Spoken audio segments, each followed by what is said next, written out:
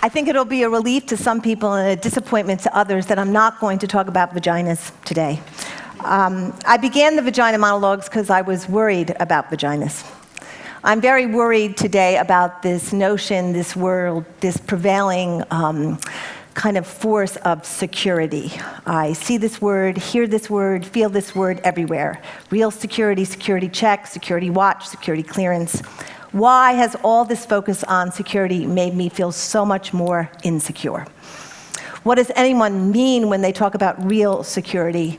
And why have we as Americans particularly become a nation that strives for security above all else? In fact, I think that security is elusive. It's impossible. We all die, we all get old, we all get sick, people leave us, people change us. Nothing is secure. And that's actually the good news.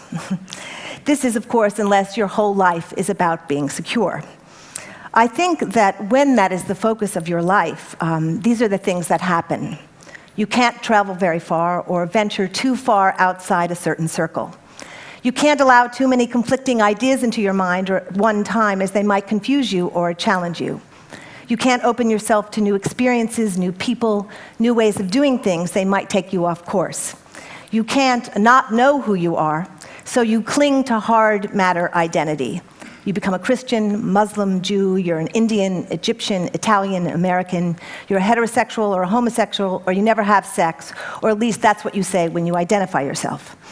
You become part of an us. In order to be secure, you defend against them. You cling to your land because it is your secure place. You must fight anyone who encroaches upon it. You become your nation, you become your religion, you become whatever it is that will freeze you, numb you, and protect you from doubt or change. But all this does actually is shut down your mind. In reality, it does not really make you safer. I was in Sri Lanka, for example, 3 days after the tsunami, and I was standing on the beaches, and it was absolutely clear that in a matter of 5 minutes, a 30-foot wave could rise up and desecrate a people, a population, and lives. All this striving for security, in fact, has made you much more insecure. Because now you have to watch out all the time. There are people not like you, people who you now call enemies. You have places you cannot go, thoughts you cannot think, worlds that you can no longer inhabit. And so you spend your days fighting things off, defending your territory, and becoming more entrenched in your fundamental thinking. Your days become devoted to protecting yourself. This becomes your mission. That is all you do. Ideas get shorter, they become sound bites. There are evildoers and saints, criminals and victims. There are those who, if they are not with us, are against us. It gets easier to hurt people because you do not feel what's inside them. It gets easier to lock them up, force them to be naked, humiliate them, occupy them, invade them, and kill them because they are only obstacles now to your security. In 6 years, I've had the extraordinary privilege through V-Day, a global movement against women, to travel probably to 60 countries and spend a great deal of time in different portions. I've met women and men all over this planet who, through various circumstances, war, poverty, racism, multiple forms of violence, have never known security or have had their illusion of security forever devastated. I spent time with women in Afghanistan under the Taliban who were essentially brutalized and censored. I've been in Bosnian refugee camps. I was with women in Pakistan who have had their faces melted off with acid. I've been with girls all across America who were date raped or raped by their best friends when they were drugged one night. One of the amazing things that I've discovered in my travels is that there is this emerging species, I loved when he was talking about this other world that's right next to this world. I've discovered these people who in V-Day world we call vagina warriors. These particular people, rather than getting AK-47s or weapons of mass destruction or machetes, in the spirit of the warrior have gone into the center, the heart of pain, of loss. They have grieved it, they have died into it, and allowed and encouraged poison to turn into medicine. They have used the fuel of their pain to begin to redirect that energy towards another mission and another trajectory. These warriors now devote themselves and their lives to making sure what happened to them doesn't happen to anyone else. There are thousands, if not millions of them on the planet. I venture there are many in this room. They have a fierceness and a freedom that I believe is the bedrock of a new paradigm. They have broken out of the existing frame of victim and perpetrator. their own personal security is not their end goal. And because of that, because rather than worrying about security, because the transformation of suffering is their end goal, I actually believe they are creating real safety and a whole new idea of security. I want to talk about a few of these people that I've met. Tomorrow I'm going to Cairo, and I'm so moved that I will be with women in Cairo who are V-Day women who are opening the first safe house for battered women in the Middle East.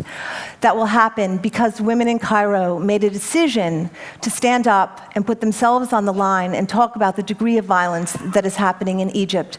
And were willing to be attacked and criticized.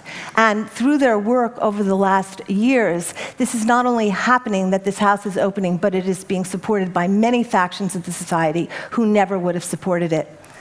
Women in Uganda this year who put on the vagina monologues during V-Day actually evoked the wrath of the government. And I love this story so much. There was a cabinet meeting and a meeting of the presidents to talk about whether vaginas could come to Uganda. And in this meeting, it went on for weeks, in the press 2 weeks, where there was huge discussion. The government finally made a decision that the vagina monologues could not be performed in Uganda. But the amazing news was that because they had stood up, these women, and because they had been willing to risk their security, it began a discussion that not only happened in Uganda, but all of Africa.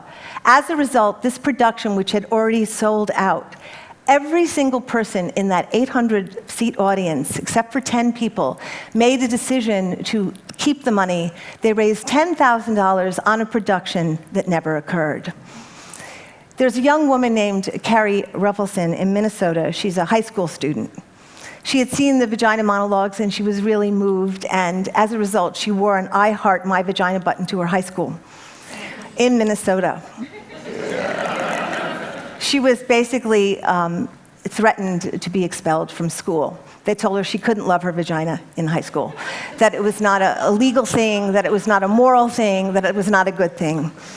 So she really struggled with this, what to do, because she was a senior and she was doing well in her school and she was threatened expulsion.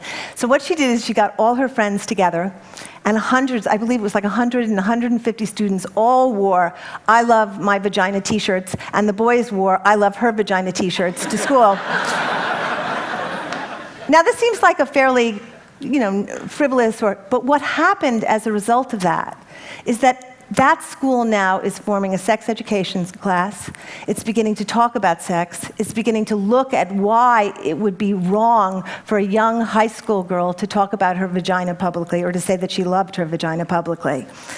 I know I've talked about Agnes here before, but I want to give you an update on Agnes. I met Agnes 3 years ago in the Rift Valley.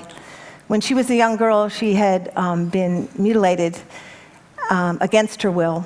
That mutilation of her clitoris had actually obviously impacted her life and changed it in a way that was devastating. She made a decision not to go and get a razor or a glass shard, but to devote her life to stopping that happening to other girls. For 8 years, she walked through the Rift Valley. She had this amazing box that she carried, and it had a torso of a woman's body in it, a half a torso.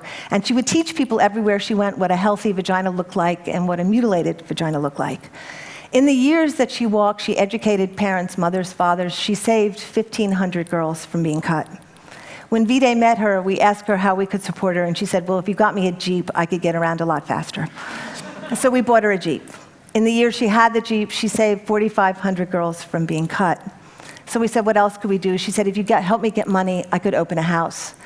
3 years ago, Agnes opened a house for a safe house in Africa to stop mutilation. When she began her mission 8 years ago, she was reviled, she was detested, she was completely slandered in her community. I'm proud to tell you that 6 months ago, she was elected deputy mayor of Narak.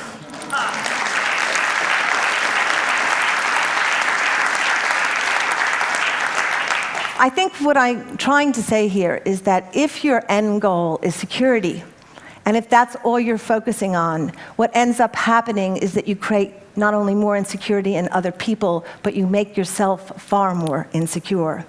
Real security is contemplating death, not pretending it doesn't exist, not running from loss, but entering grief, surrendering to sorrow. Real security is not knowing something when you don't know it. Real security is hungering for connection rather than power.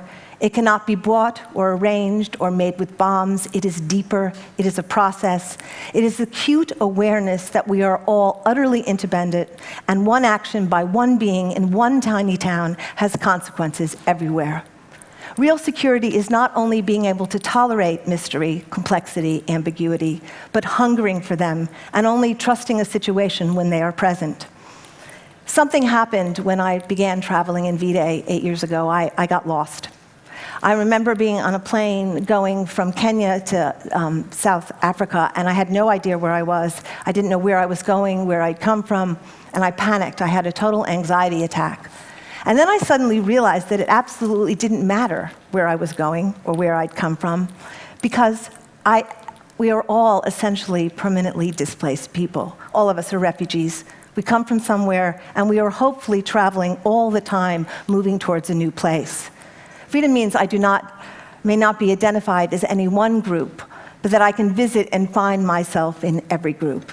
It does not mean that I don't have values or beliefs, but it does mean I am not hardened around them. I do not use them as weapons. In the shared future, it will be just that, shared. The end goal will be becoming vulnerable, realizing the place of our connection to one another, rather than becoming secure, in control, and alone. Thank you very much. And how are you doing? Are you exhausted? Are you, on a typical day, do you wake up with hope or gloom? You know, I think Carl Jung once said that in order to survive the 20th century, we have to live with two existing thoughts, opposite thoughts at the same time. And I think part of what I'm learning in this process is that one must allow oneself to feel grief.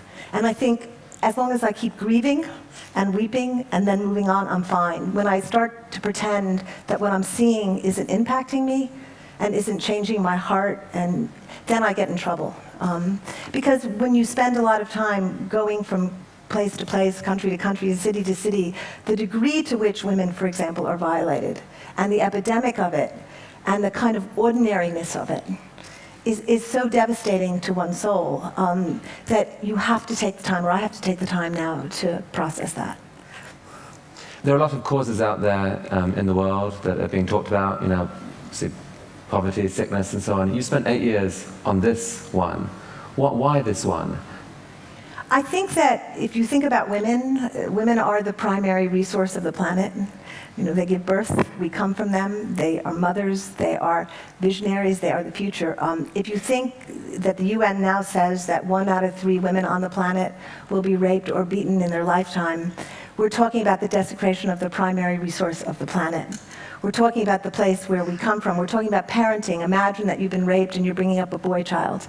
How does it impact your ability to work or envision a future or thrive as opposed to just survive? And what I believe is if we could figure out how to make women safe and honor women, it would be parallel or equal to honoring life itself.